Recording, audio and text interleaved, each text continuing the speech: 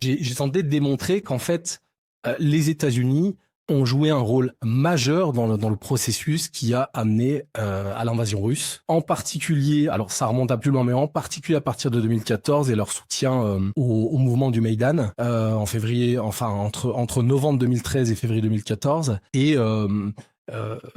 à travers cet événement qui a été pour moi un coup d'État, hein, je tente de le démontrer dans mon livre, un coup d'État violent, le renversement violent de celui qui s'appelait à l'époque le président Yanukovych, qui avait été élu démocratiquement dans une élection qui avait été jugée régulière par les observateurs en 2010.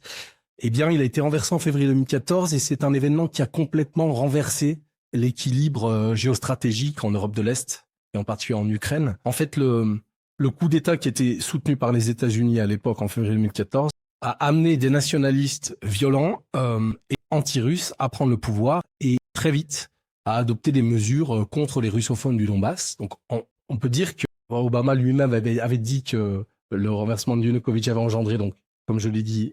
l'invasion de la Crimée, l'annexion de la Crimée, et ensuite le soutien des autonomistes du Donbass par les services russes. Donc en fait, pour moi, vu que les États-Unis ont soutenu activement ce coup d'État, ça a été ce que je considère comme un Tchernobyl de la politique étrangère états-unienne, parce que ça a engendré une réaction en chaîne qui a permis, qui a malheureusement débouché sur l'invasion de 2022 et qui a permis de placer l'Ukraine dans le giron américain, y compris, on en reparlera en détail, mais y compris en intégrant de facto l'armée ukrainienne dans